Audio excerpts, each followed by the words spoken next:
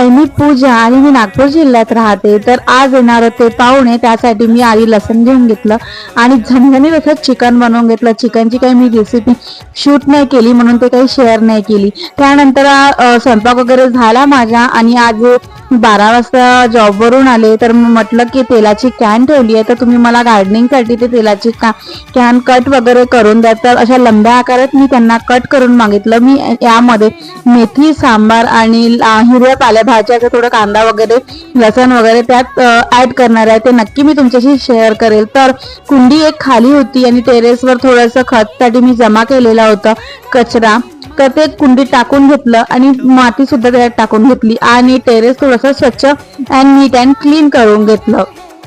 त्यानंतर जी कुंडीमध्ये कचरा टाकलेला होता त्यामध्ये थोडं माती सुद्धा ऍड करून घेतलं, कारण तिथे लावायचं होतं काही झाड.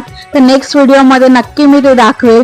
आणि थोडंसं पॉटमध्ये माती सुद्धा कमी झाली होती, तर थोडं सगळ्या पॉटमध्ये मी माती पण टाकून घेतली. त्यानंतर मला माझ्या फ्रेंडकडे जायचं होतं, तिच्या जाऊला बघायला, ऑपरेशन झालं आहे. तर भेटूया आता नेक्स्ट व्हिडिओमध्ये.